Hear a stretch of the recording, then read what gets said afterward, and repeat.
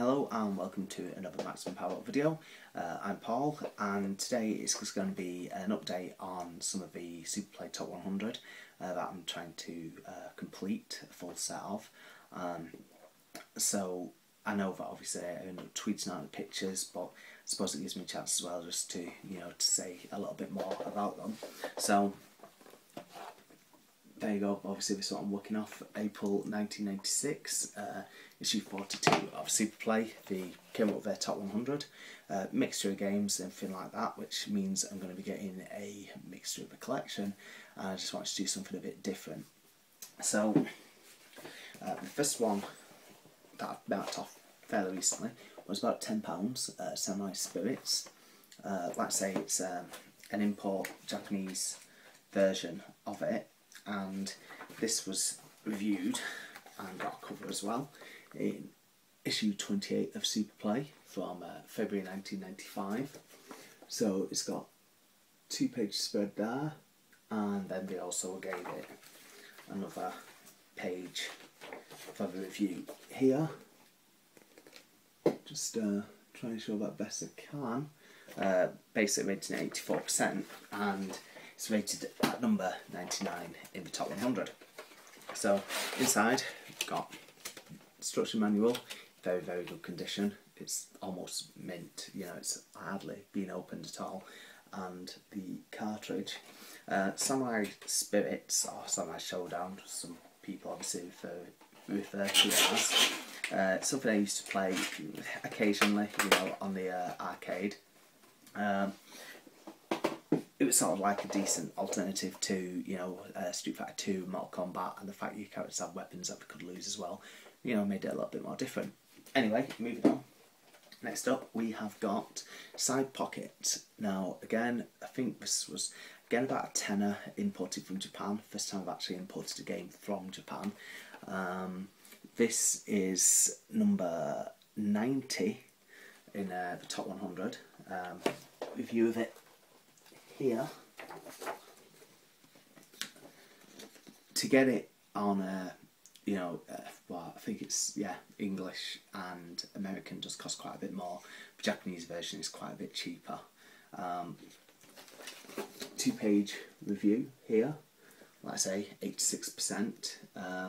Not really mad on pool games, not something that I think of, great, I'll buy this, but like I just said, it's a chance to obviously play a few different games, stuff that I wouldn't usually bother with. Done by Data East. There's the back of the box. It's in really good condition. A little bit of creasing on the manual, but nothing major.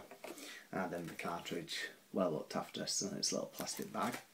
So that's really nice. I love these Japanese boxes, just how the manual just slots on top, I remember like years ago being a kid and had like a few import games then and everything. It's weird starting to build up a few Super Famicom ones again. Next up we have got Ogre Battle. I think this is about £12 with shipping. I think it was from Portugal. So again, more of a tactical RPG. This one rated, oh god, where was it on the list? Number 77. Reviewed in, oh, hang on, just quickly grab this. There we go. Reviewed in issue 34, so main review there, Yoshi's Island. Import review, like I say, you can get it on an American import. I think that's something that I will have to trade up to eventually. I might have a quick look to see if it is possible to just try and work something out, to how to attack and whatnot. I know people say you can get, the translated ROMs to use them like a Retron 5. So that was rated 80% there. Also next to it is one of the games that I still need in my collection, Puzzle Bobble. At some point I'll pick that up. So yeah, Ogre Battle. Again, instructions in really good condition, hardly look through at all. And then again, the cartridge. So just move on. Next up we have got very early release for the SNES, Equinox Solstice 2, done by Sony. So obviously before they went on to the PlayStation and everything. So that is number 47 in the top 100. Equinox is a weird one. The values more or less stayed quite steady, you know, around that 12 to say probably about £25 mark, really. The instructions are a little bit tatty, all in one piece and everything, just, but you know, quite a bit creased and very tiny bit there, but nothing serious. Yeah, then we've got the cartridge. Like I say, the box is in really good condition for, well, a couple of light scuffs. Sorry, show that way actually. A couple of bits of scuffing, but nothing too bad. It's something that I really struggled to get into this game. I have owned it before, and I don't know if it's just a viewpoint, but there's just something about it I really have struggled. But this was reviewed way back in issue 8. So this is from June 1993. Just a cover feature there, Pop and Twinbee, one of my all-time favourite shoot 'em up games. Really like that. It's a great game.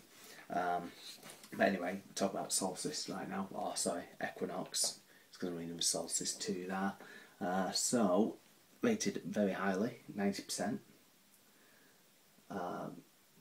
And then it is moving on to again a game that I'm definitely terrible at, awful at. I know a lot of games, but Killer Instinct. Now this is number 45 in the list. It doesn't come with the Killer Cut CD. That's something I might add down the line, but I'm not too fussed about it. Nice black cart. I think when I mentioned ages ago that my Shadow 1 cartridge was coloured in black, I think someone was just trying to reenact that and did a really bad job of it. Phil was kind enough to clean up my cartridge quite a bit. And then obviously the instruction manual. With Killer Instinct, yeah, I remember it coming out and thought that looks absolutely stunning, but I've played it recently when I was over at Arcade Club, and it's really I don't know if it's a case of just aging poorly or it's just something that I really struggle to get into. But anyway, with Killer Instinct, this was reviewed in issue 36, October 1995. Killer Instinct, obviously at the time, amazing graphics. So obviously I've given it a big review here. But then again, amazing graphics don't always make a great game. Think of Rise of the Robots. And then another 2-page feature, well, review there, given it 85%. So, you know, quite highly rated. I mean, like I said before, you know, like one-on-one fighters was so popular at the time. So, you know, there were just loads and loads of them, some good, some absolutely awful. That one, yeah, it was alright and everything, but I think, well, think back, sorry, and I can't really remember many mates actually, you know, rushing to play it. Everyone was still really, you know, Super Street Fighter 2 around that time. Moving on to Axley. Now, this was a Japanese one. This one cost £18, which is not a bad price at all. Again, an early Super Nintendo game. Again, comes with a manual. These amazing Super Famicom manuals, and then also the cartridge. Coincidentally, Super Famicom was 25 years old the other day. Obviously, I think you can probably tell by now it's my favourite console. Constantly adding games to it. So with Axley, that is number 36 in the top 100, and it was reviewed way back in issue 2 of Superplay. So here you go, Axley. Like I said, trying to get more into you know, the shoot 'em ups. I don't know, I've just got really bad hand and eye coordination. But there's memorable parts like this lava monster, and it's always been, you know, highly rated. The Endeavour gave that 85%. I know some other magazines rated it a lot higher, but I think that's just it with Superplay. You know, you got those sort of like honest reviews, and it wasn't just basically kissing arse of every single game that came out. You know, they were quite honest with the reviews. And also, although these aren't in the top 100, picked up, well, mainly for a spare, but I think it was roughly the same condition, a copy of Buster Bust Loose for just £4, because again, you never know what's gonna happen to your games and things like that. I think the manual's in better condition than the one I've got. And then another one, something that I've mentioned on Twitter, apologies for the very sun-faded cover, a game called Lady Stalker, Super Famicom game. I knew nothing at all about this. The shop I got it from for £4 was a dingy little shop in Bury, been there for years and everything, and I think some of the same thing stock that he's adding, you know, like PS1 games, a couple of Mega Drive and stuff, have been in there for years and years and years, and you go in and it's just piled high with books, magazines, games and everything. Great to see and everything, but yeah, I just thought I'll pick that up, and inquired a little bit about this, and was told it is a sequel to Landstalker, the Mega Drive RPG. So yeah, I'm glad now that I picked that up, because even though I'm probably not going to understand any of it, you know, I'll just look forward to at least checking it out anyway. But yeah, anyway, that's it from me. Again, keep listening to the show, hope you're enjoying it. Yeah, we'll just keep putting out hopefully great content. Our latest one is interviewing John Hare about his Kickstarter, Sociable Soccer. We are going to do another SNES episode down the line at some point, as well as the second part of the Mega Drive one that we had last month. But yeah, thanks for listening, and we'll see you very soon. Thanks, bye.